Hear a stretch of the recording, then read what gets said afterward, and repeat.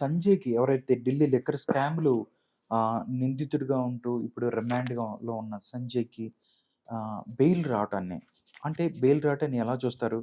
అది కవితకవ్వచ్చు, లేకపోతే కేజ్రీవాల్‌కి మిగతా ఎవరైతే లోపల ఉన్నోళ్ళకి వాళ్ళకి ఏదన్నా సంకటంగా మారే పరిస్థితి ఉందా? ఫర్ ఎగ్జాంపుల్ ఆహ్, 2 అరెస్ట్‌లు అయిన తర్వాత అంటే వీళ్ళని రిమాండ్‌కి తీసుకున్నారు. ఫస్ట్ విచారణకు తీసుకున్నారు. కవితని అలాగే కేజ్రీవాల్‌ని. వీళ్ళ విచారణలో ఏం చెప్పారో తెలియదు. వీళ్ళ విచారణ అయిపోయాక వీళ్ళని జైలుకి పంపి ఆయనని విడుదల చేశారు అంటే మెయిన్ హ్యాండ్ వీళ్ళే, ఆయనకేం తెలియదు అని అర్థం.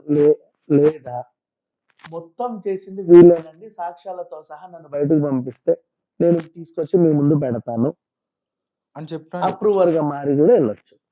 ఇతనికి బెయిల్ వచ్చినప్పటి నుంచి కేజ్రీవాల్కి కానీ కవిత మీద కంటి కింద కునుకున్నారు. ఎందుకంటే మా రిమాండ్ ఇంకా పొడిగించవచ్చు. ఒక్కడికి బెయిల్ వచ్చిందంటే వాడు ఏదో అప్రూవర్ గా మారితేనే కదా బెయిల్ వస్తుంది. అప్రూవర్ గా మారాడా లేకపోతే ఇంకేమన్నా ఇప్పుడు ఆయన బెయిల్లో ఉన్న కండిషన్స్ ఏంటి తెలుసా? ఆయన బయటకు వెళ్ళి ఎలక్షన్ లో కూడా పాల్గొనవచ్చు, ఎలక్షన్ క్యాంపెయినింగ్ కూడా చేయొచ్చు, ప్రెస్ మీట్లు కూడా పెట్టుకోవచ్చు. కానీ ఈ కేసు గురించి మాత్రమే మాట్లాడద్దు. మిగతా అన్ని పనులు చేసుకోవచ్చు. పూర్తి స్వేచ్ఛనిచ్చింది. అంటే అంత కీలకమైన వ్యక్తిని అంత కీలకమైన కేసులో అరెస్ట్ చేసిన తర్వాత అంత ఫ్రీడమ్ ఇచ్చారు అంటే దేర్ ఇస్ సంథింగ్. అది వీళ్ళకి భయం. ఇప్పుడు ఏం చెప్పాడు కేసుకి సంబంధించి ఏదైతే చిక్కుముళ్ళుగా ఉన్న వాటిని చాలా క్లారిటీగా చెప్పేసి ఉండొచ్చు కదా. అప్పుడు అంటే ఏదైతే వాళ్ళకి తెలియదో ఎక్కడైతే ఆగిపోయిందో ఇచ్చిన సమాధానంతో వాటి క్లారిటీ వస్తే డెఫినెట్లీ పోలీసులు గానీ సిబిఐ గానీ ఈడీ గానీ నమ్మే అవకాశం కూడా ఉంది. ఒబేరాయ్ హోటల్ అండి, పలానా డేట్ అండి, ఆ రోజు అయితే ఏం మాట్లాడుకున్నా నాకు తెలియదు కానీ కవిత కేజ్రీవాల్ కలవడం అయితే నిజమే. ఇట్లాంటివి ఏదైనా చెప్పుంటే వాళ్ళకేంటి నెక్స్ట్ మళ్ళీ విచారణ చేసేటప్పుడు వాళ్ళ క్వశ్చన్స్ వీళ్ళు అడుగుతారు. చెప్పు అదే మాకేం తెలియదు అన్నట్టు నాలుగు అంటారు. ఎందుకంటే వాడు ఆల్రెడీ సాక్ష్యం చెప్పాడు. పైగా దానికి సంబంధించిన సాక్ష్యాలు నేను తీసుకొస్తా అని చెప్పాడు. నన్ను బయటికి పంపివ్వండి, నేను మీకు సాక్ష్యాలతో రుజువు చేస్తా, నాకు ఫ్యామిలీ ఉంది, నేను బతకాలి, వీళ్ళకి వీళ్ళ అనవసరంగా నేను ఎదుర్కొన్నట్టు అవుతుంది, నా వల్ల కాదు, సో నన్ను రిలీజ్ చేయండి. మొత్తం వాళ్ళకే తెలుసు. మీకు ఏమైనా కావాలంటే నేను ఇన్ఫర్మేషన్ ఇస్తాను. ఇంట్లో పండగ వాతావరణం. యాప్ వాళ్ళు ఏమనుకుంటున్నారంటే అమ్మయ్య ఇతను వదిలేశారు కదా, త్వరలో ఉప ముఖ్యమంత్రిని కూడా వదిలేస్తారు, నెక్స్ట్ మా సార్ని కూడా వదిలేస్తారు, మా సార్ని కూడా వదిలేస్తారు వాళ్ళు అనుకుంటున్నారు. కానీ సిసోడియాని వదిలేసే అవకాశం ఉంది. అంటే ఆయనకు తెలుసో తెలియకో జరగొచ్చేమో, మేబీ ఆయన కూడా ఇన్వాల్వ్మెంట్ ఉంటే చెప్పలేము. కానీ సిసోడియాకి బెయిల్ వచ్చే అవకాశం ఉందనేది అనిపిస్తుంది. కేజ్రీవాల్ సంబంధించి ఆయన రిమాండ్ లో ఉన్నారు తిహార్ జైల్లో. దానికి సంబంధించి కొన్ని వార్తలు వస్తున్నాయి. గత కొద్ది రోజులుగా ఆయన వెయిట్ లాస్ అయ్యారు అన్నట్టు తెలుస్తుంది. దీనికి సంబంధించి ఆపు వర్గాలు ఏదైతే ఉన్నాయో దాని మీద ఆందోళన పడుతున్న పరిస్థితి కనిపిస్తుంది. నిజంగా ఈ అంశాన్ని ఎలా చూడవచ్చు? Kejriwal actually diabetic patient. ఇప్పుడు ఆయన ఉన్న సెల్ ఎంత 14/8, ఇటో 8 ఫీట్లు అటో 14 ఫీట్లు, అంత డబ్బాలో ఉన్నాడు. ఇంతకు ముందు అంత కంజెస్టెడ్ గా లేడు కదా. అంటే ఫర్ ఎగ్జాంపుల్ నువ్వు ఒక టైప్ ఆఫ్ నువ్వు బంధించిన పడ్డప్పుడు ఒక టైప్ ఆఫ్ భయం కూడా ఉంటది. యాక్చువల్గా ఒక సీఎం గా ఒక పెద్ద మంది మార్బలం, ఒక పెద్ద హోదా, కరెక్ట్ టైంకి అవన్నీ కానీ హ్యాపీనెస్, నిద్ర ఇవన్నీ ఉంటాయి. బట్ ఒకేసారి తీసుకెళ్ళి ఒక చిన్న రూమ్లో వేసేయటంతో అంటే మానసికంగా కూడా ఇబ్బందులు ఎదుర్కొంటున్న పరిస్థితి ఉంటుందా? మెంటల్లీ కూడా డల్ అయిపోతారు. అండ్ సీఎం కాకముందు కూడా జనాలతోనే తిరిగావు. ఎటు చూడు జనం జనం జనం, ఎప్పుడు ఎవడో ఒకరితో మాట్లాడడం, ఏదో ఒకటి డిస్కస్ చేయడం, మంచో చెడో వాట్ ఎవర్ ఇట్ ఈస్, ఏదో ఒక ప్లాన్ వేసుకోవడం. సడన్ గా నిన్న ఒక దాంట్లో వేసినప్పుడు all of a sudden like homesick అనుకోవచ్చు. ఇప్పుడు మనం చిన్నప్పటి వరకు 10th క్లాస్ వరకు పిల్లలు చదివి ఒక్కసారిగా ఇంటర్మీడియట్కి వచ్చేసరికి రెసిడెన్షియల్లో పడేస్తే ఫస్ట్ 1 వీక్ వాళ్ళు కూడా బరువు తగ్గుతారు. హోమ్ సిక్ హాలిడేస్ ఇచ్చినప్పుడు వస్తారు, 2 months కో 1 month కో హోమ్ సిక్ ఇస్తారు. అప్పుడు ఇంటికి వస్తే సన్నబడి వస్తారు అనమాట. ఆ భయం ఉంటది, ఎవరికైనా ఉంటది. కవిత కూడా సన్నబడుద్ది, నాట్ ఓన్లీ కేజ్రీవాల్. అండ్ కొంతమంది మెయింటైన్ చేసే వాళ్ళు ఉంటారు. ఇప్పుడు అండర్ వరల్డ్ డాన్లు వాళ్ళు వీళ్ళు జలే కదా, వాళ్ళకి భయం ఉండదు, ఎప్పుడు వచ్చేదే కదా. వీళ్ళు కాదు, ఏదో అవుతుంది, నన్ను ఏదో చేయబోతున్నారు, సంథింగ్ ఈజ్ హ్యాపెనింగ్, నాకేదో అవుతుంది, బయట నా ప్రపంచం ఏం కావాలి, నా అధికారం ఏం కావాలి, నా డబ్బులు ఏం కావాలి, నేనేం కావాలి, నా ఫ్యామిలీ ఏం కావాలి, ఇలా కుంగిపోయి కుంగిపోయి కుంగిపోయి బరువు తగ్గిస్తారు. డయాబెటిక్ పేషెంట్ ఆల్రెడీ, ఆయన అప్పుడప్పుడు షుగర్ లెవెల్స్ 50కి కూడా పడిపోతున్నాయంట.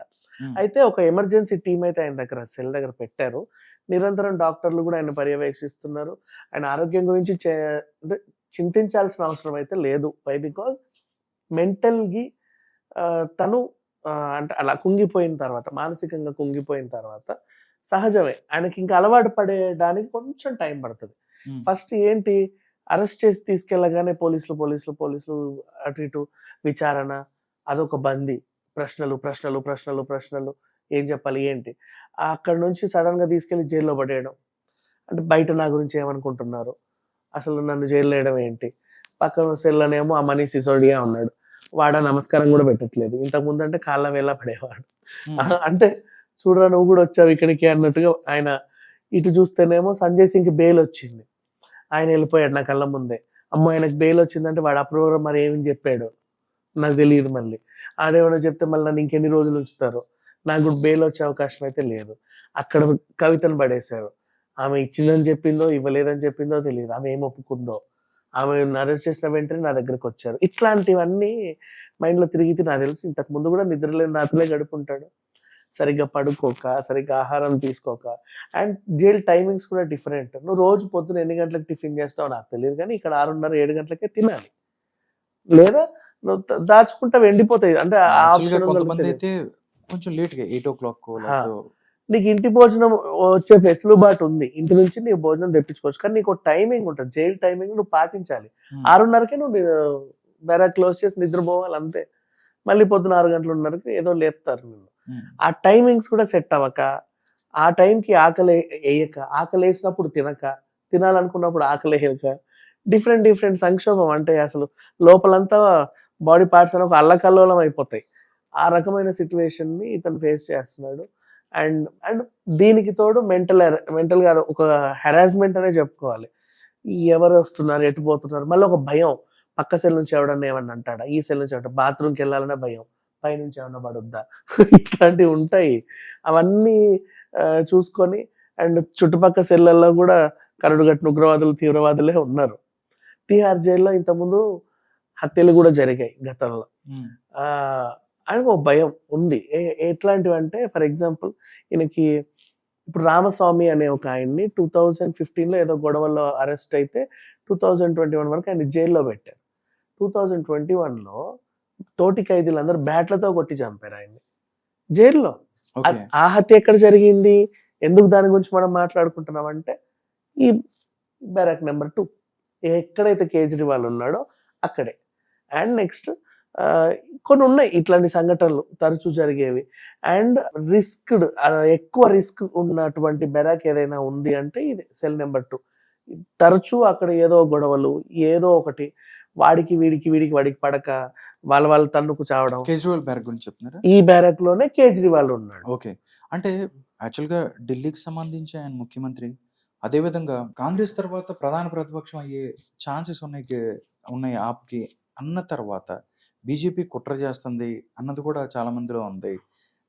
కుట్ర చేసి ఆయన తీసుకెళ్లారు అన్నది కూడా ఒక వర్గం, ఎంత సాక్ష్యాధారాలు ఉన్నప్పటికీ ఒక వర్గం అలాగే ఆరోపిస్తున్నారు. బట్ అలాంటి సమస్యాత్మకటువంటి బ్యారక్ లో కేజ్రీవాల్ను ఉంచడం అనేది భద్రతకి ఏదైనా భంగం కలిగించే ప్రాబ్లం ఏదన్నా జరిగింది అనుకోండి, అది నిజంగా ప్రభుత్వానికి చెడ్డ పేరు తీసుకురావచ్చు. ఇప్పుడు ఆయన సెల్ పక్కన ఎవరెవరు ఉన్నారో తెలుసా? సెల్ బెరాక్ నెంబర్ 2లోనే చోటా రాజన్, మన దావుద్ ఇబ్రహీం డి కంపెనీలోనే ఫస్ట్ ఆయన అనుచరుడు, తర్వాత ఆయనకు యాంటీగా మారి డి కంపెనీని నాశనం చేసి ఈయన కూడా అండర్ వరల్డ్ డాన్ గా ఎదగడం. ఆ క్రమంలో ఈయన చేసినటువంటి హత్యలు కానీ నేరాలు కానీ బోల్డ్ అన్ని. ఆయన కరుడు గట్టిన ఒక గ్యాంగ్స్టర్ అక్కడ ఉన్నాడు. నెక్స్ట్ ఇంకొక డాన్, కనీసం పెద్ద పెద్ద డాన్లన్నీ అక్కడే ఉన్నారు. అబ్బు సలీం అక్కడే ఉన్నాడు.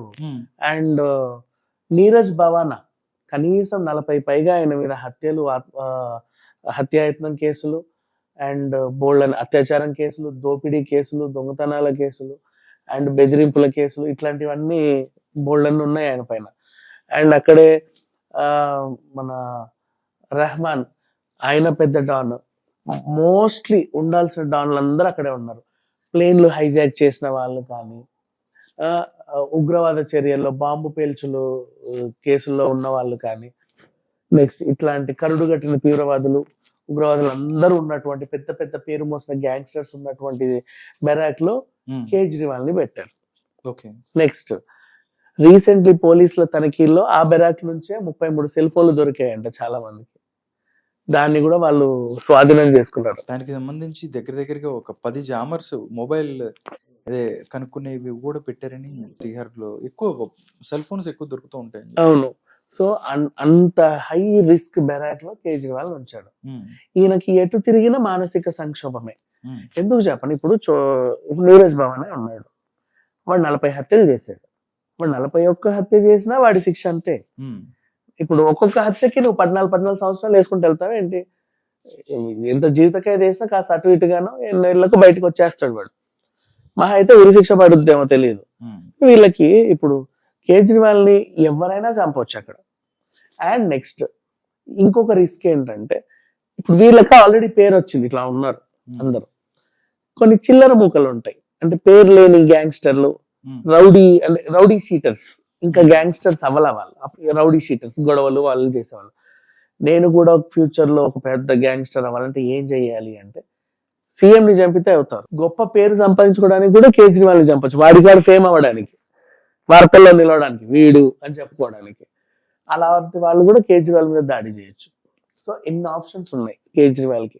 అందుకు ఆయన మానసికంగా కుంగిపోయి, శారీరకంగా కుంగిపోయి, ఆ భయానికి తినలేక, బతకలేక, మంచినీళ్ళు కూడా తాగిన దిగమింగుకోలేక, సరిగ్గా బాత్రూమ్ కి కూడా వెళ్ళి రాలేక, అండ్ టైంకి మందులు కూడా తింటున్నాడో లేదో తెలియక ఇట్లా బరువు తగ్గాడు అండ్ కుంగిపోయాడు. అండ్ ఆయన ప్రాణాలకి హాని కూడా ఉంది, ఆ విషయం కూడా ఆయనకు తెలిసి కూడా మళ్ళీ భయపడుతున్నాడు. బయట వాళ్ళకి కూడా తెలుసు. సంక్షోభంలో కొట్టుమిట్టాడుతున్నాడు కేజ్రీవాల్.